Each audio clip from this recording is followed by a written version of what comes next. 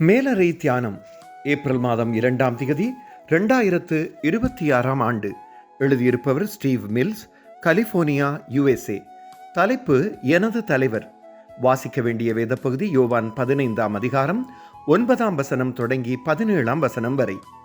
இன்றைய நாளுக்குரிய தியான வசனம் யோவான் 13ஆம் அதிகாரம் 13ஆம் 14ஆம் வசனங்கள். இயேசு, நீங்கள் என்னை போதகர் என்றும் ஆண்டவர் என்றும் சொல்லுகிறீர்கள்.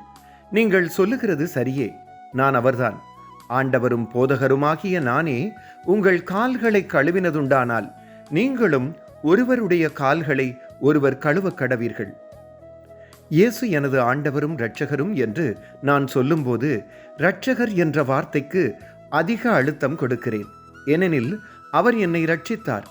ஆனால் ஆண்டவரே என்று சொல்லும்போது உண்மையில் என்ன சொல்லுகிறேன்? அதன் அர்த்தத்தை தேடினேன்.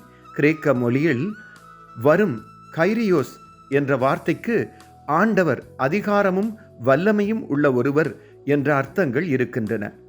இராணுவத்தில் ஒவ்வொருவரும் தனது தலைவருக்கு கீழ்ப்படிய வேண்டும். இன்றைய வாசிப்பு பகுதியில் இயேசு தமது சீடர்களுக்கு ஒரு கட்டளை கொடுக்கிறார். நான் உங்களில் அன்பாயிருக்கிறது போல நீங்களும் ஒருவரிலொருவர் அன்பாயிருங்கள். யோவான் 15ஆம் அதிகாரம் 12ஆம் வசனம். இயேசு சீடர்களின் கால்களை கழுவியதன் வழியாக தனது கட்டளைக்கு உதாரணமாக செயல்பட்டார். ஒருவன் தன் சிநேகிதருக்காக தன் ஜீவனை கொடுக்கும் அன்பு என்றவர் யோவான் 15ஆம் அதிகாரம் 13ஆம் வசனம். அனைவருக்காகவும் சிலுவையில் தன் ஜீவனை கொடுத்தார். இப்போ ஆண்டவர் என்ற வார்த்தை வரும்போது தலைவர் என்ற வார்த்தையையும் சேர்க்கிறேன். இது சேவை வழியாக நான் மற்றவரை நேசிக்கிறேன் என்பதை ஞாபகப்படுத்துகிறது. ஜெபம். எமது ஆண்டவரும் தலைவருமாகிய இயேசுவே, நீங்கள் எம்மை நேசிப்பது போல நாங்களும் மற்றவர்களை நேசித்து சேவை செய்ய எங்களுக்கு உதவி செய்யுங்கள். ஆமேன். இன்றைய நாளுக்குரிய சிந்தனை.